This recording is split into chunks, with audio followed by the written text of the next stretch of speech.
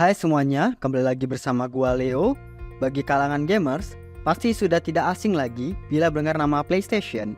Yap, PlayStation adalah sebuah perangkat konsol video game yang sangat populer hingga saat ini. Walaupun pasar gaming saat ini lambat laun telah beralih ke perangkat PC atau perangkat handphone, namun pesona bermain game di PlayStation masih saja diminati para pecinta game di seluruh dunia. Dengan menghabiskan waktu dengan duduk berjam-jam, memainkan game-game PlayStation merupakan hal yang paling mengasyikkan.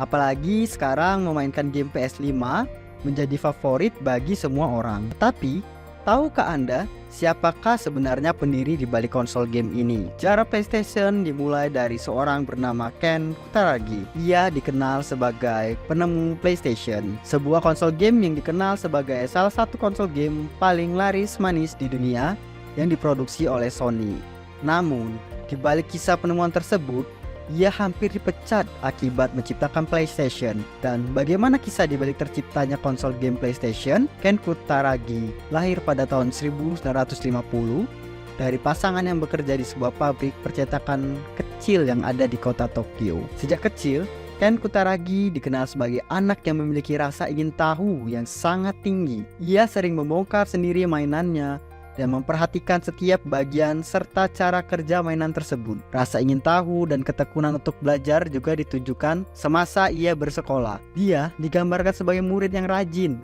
pintar, dan selalu mendapatkan nilai yang sempurna. Menyadari bakat anaknya tersebut, meskipun dengan keterbatasan kemampuan ekonomi, orang tua Ken Kutaragi terus mendukung bakat anaknya tersebut.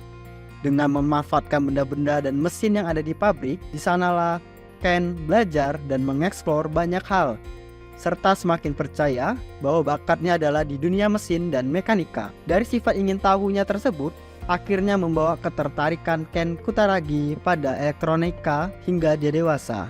Dengan alasan itu pula, dia belajar dan lulus dari Tokyo Denki University dan mengambil jurusan elektronika. Setelah lulus dari universitas, Ken mulai bekerja di Sony Computer Entertainment pada tahun 1975. Dengan kecerdasan seperti itu, mudah saja bagi Kutaragi mendapatkan pekerjaan di Sony.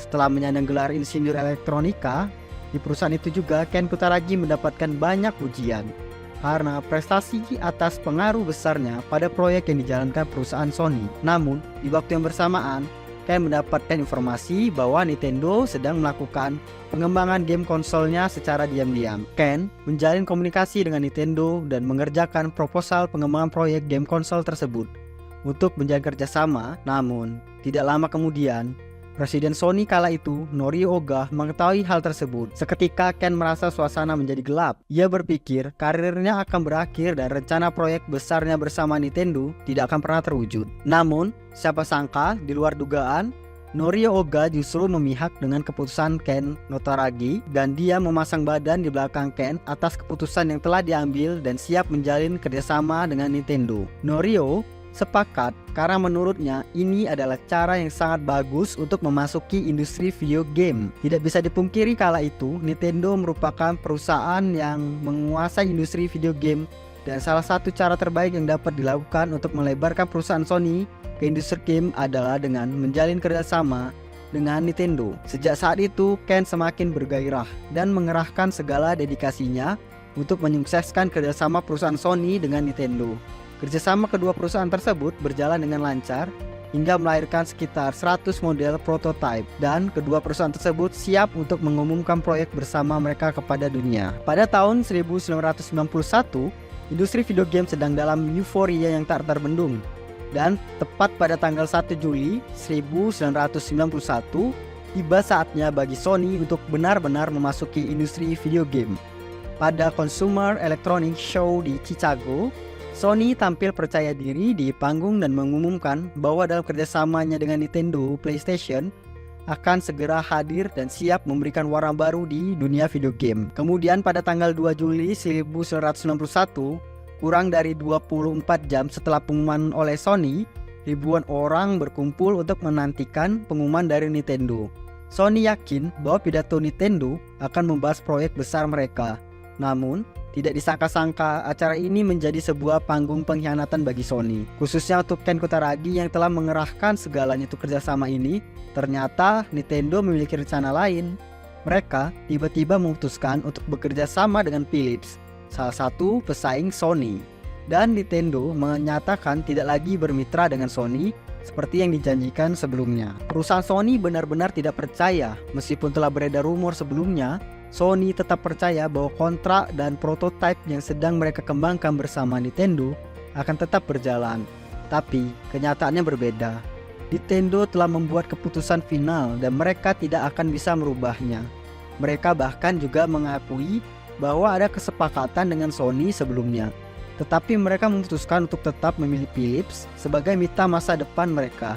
Dan yang menyakitkannya lagi, Nintendo dan Philips menggunakan dan mengembangkan prototipe yang telah diciptakan oleh Ken Kutaragi bersama Sony. Hal ini benar-benar mengagetkan Sony, hingga salah satu eksekutif di perusahaan Sony berkata, semangat awal perjanjian ini adalah bahwa Sony dan Nintendo akan bekerja sama dalam mengembangkan teknologi.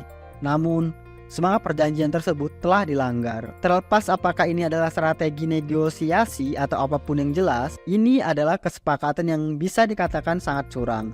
Sulit untuk mempercayai apa yang telah diputuskan oleh Nintendo. Pasca peristiwa yang menjijikan tersebut, Ken Kutaragi sangat terpuruk. Kerja keras, kreativitas, dedikasi semuanya hancur dalam sekejap, dan dalam kondisi yang hampa, Ken mengingat kembali momen ketika ia menyaksikan putrinya bermain video game dan memberikan inspirasi untuk menciptakan karya game konsolnya sendiri. Di momen ini, ia kembali menemukan semangatnya. Semangat berkarya dan meraih mimpinya. Dia memiliki tekad yang kuat untuk membuktikan bahwa ide dan visinya tentang konsol video game akan sukses. Ken berkomitmen untuk membawa Sony masuk ke industri ini, di industri video game, baik bersama ataupun tanpa Nintendo sekalipun. Pada tahun 1992 diadakan pertemuan antara Nintendo dan Sony untuk menentukan nasib PlayStation. Norio Oga selaku presiden Sony kala itu dan beberapa jajarannya menghadiri pertemuan tersebut. Pada momen ini, Ken berpesan kepada Norio jika Sony telah dikhianati dan dipermalukan di hadapan dunia. Di momen tersebut, Norio juga menyampaikan ke forum bahwa Sony tidak akan pernah mundur dari industri game dan kami akan terus maju. Tahun 1993, proyek Sony benar-benar dimulai. Langkah pertama yang dilakukan adalah dengan mengubah nama PlayStation dan digabungkan dengan menghilangkan spasi menjadi PlayStation. Hal ini dilakukan untuk memastikan tidak ada sangkut paut dengan kesepakatan sebelumnya. Dan di bulan November 1993, Sony melalui Ken mendirikan Sony Computer Entertainment Incorporation yang khusus dibentuk untuk berfokus pada pengembangan video game dan hiburan digital. Setelah rampung, akhirnya konsol PlayStation benar-benar dipasarkan dan memulai debutnya di Jepang. Dan benar saja, kerja keras Ken bersama Sony benar-benar terbayarkan. Di hari pertama saja, PlayStation berhasil terjual habis dan hingga akhir tahun, PlayStation berhasil terjual sebanyak 300.000 unit. Dan gilanya lagi, PlayStation berhasil terjual 1 juta unit hanya dalam kurun waktu 6 bulan saja. Sejak saat itu, selama beberapa dekade berikutnya, Sony terus menyempurnakan dan meningkatkan konsol video gamenya, mulai dari PlayStation 1 hingga keluaran terakhir. Dengan desain yang sangat elegan yaitu PlayStation 5, Sony terus mengalahkan pesaingnya, termasuk Nintendo, dan bahkan PlayStation 2 menjadi konsol video game terlaris sepanjang sejarah. Dan itu semua berkat seorang pria yang menolak melepaskan mimpinya meski telah merasakan sakitnya pengkhianatan. Dan meskipun ia telah pensiun dari Sony, namun hingga saat ini karyanya masih dapat kita rasakan, dan karyanya juga mengubah wajah industri video game serta memberikan kita semua kenangan yang tak terlupakan. Dialah orang di balik lahirnya PlayStation, yaitu Ken Kutaragi, mendapat julukan The Father of PlayStation. Pesan inspiratif dari kisah Ken Kutaragi dan PlayStation yaitu, teman-teman, kisah Ken Kutaragi dan perjalanan di PlayStation bukan sekedar cerita tentang konsol game yang sukses. Ini adalah kisah tentang mimpi, kegagalan, ketekunan, dan akhirnya kesuksesan. Berikut adalah beberapa pesan inspiratif yang dapat kita ambil dari perjalanan emosional ini. Pertama, mimpi bisa membentuk masa depan. Ken Kutaragi membuktikan bahwa setiap perubahan besar dimulai dengan mimpi. Mimpi untuk menciptakan pengalaman bermain game yang lebih baik mendorong inovasi dan perubahan. Yang kedua, kegagalan bukan akhir, melainkan awal baru. Gagalnya kerjasama dengan Nintendo bisa membuat banyak orang menyerah. Tetapi, Ken Kutaragi melihatnya sebagai peluang baru. Terkadang, kegagalan adalah tiket menuju petualangan yang lebih besar. Lalu yang ketiga itu adalah inovasi mengubah permainan. PlayStation membawa inovasi melalui penggunaan CD-ROM dan desain yang unik. Ini mengajarkan kita bahwa dengan berani memecahkan batasan, kita dapat mencapai sesuatu yang luar biasa. Yang keempat, bersaing dengan keberanian. Saat PlayStation diperkenalkan di pasar global, ada ketidakpastian besar.